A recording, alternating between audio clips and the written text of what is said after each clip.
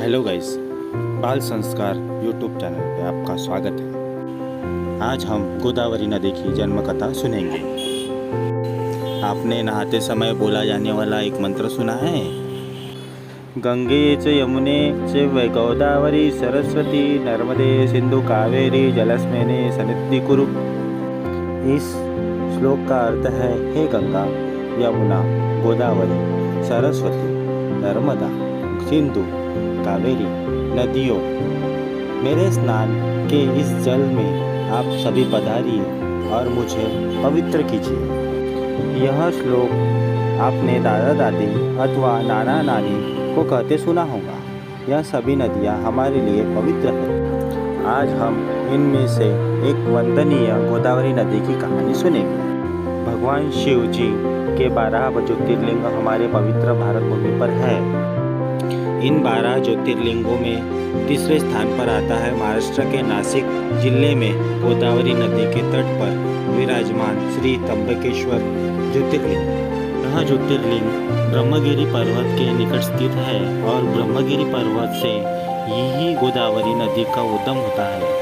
भगवान शिव जी के 3 नेत्र होने के कारण उन्हें त्र्यंबकेश्वर कहा जाता है। यह उस समय की बात है जब महर्षि गौतम पर गौ हत्या का झूठा आरोप लगा था। इस आरोप के कारण महर्षि गौतम ने दूर एक वन में जाकर भगवान शिव जी की आराधना करने आरंभ की। महर्षि गौतम का निश्चय इतना दृढ़ था कि उन्होंने धूप, गर्मी, ठंड, बारिश या जंगली जीवों का भय न रखते हुए अपनी तपस्या जारी रखी। उन्होंने बड़ा कठोर तप किया। उनकी भक्ति और तपस्या के कारण वन का वह भाग जिसे उन्होंने अपनी तपोभूमि बनाया था, वह दिव्य तेज उत्पन्न हो गया। उनकी भक्ति से प्रसन्न होकर भगवान शिव ने उन्हें दर्शन दिए और मनोवांछित वर मांगने को कहा। अब उन्होंने भगवान भोलेनाथ से कहा, प्रभु, यदि मेरी भक्ति सच्ची है तो कृपा करके यह देवी गंगा को नदी के रूप में भेजे, जिससे मुझ पर लगा गौ हत्या का आरोप झूठा साबित हो जाए। भगवान शिव जी ने कहा, हे ऋषि गौतम, देवी गंगा पहले से ही धरती पर विराजमान है और उन्हें वहां से यहाँ स्थलांतरित नहीं किया जा सकता, परंतु देवी गंगा के स्थान पर देवी गोदावरी यहाँ नदी के रूप में स्वयं विराजमान रहेंगी और उनकी उत्पत्ति ब्रह्मगिरी पर्वत से होगी।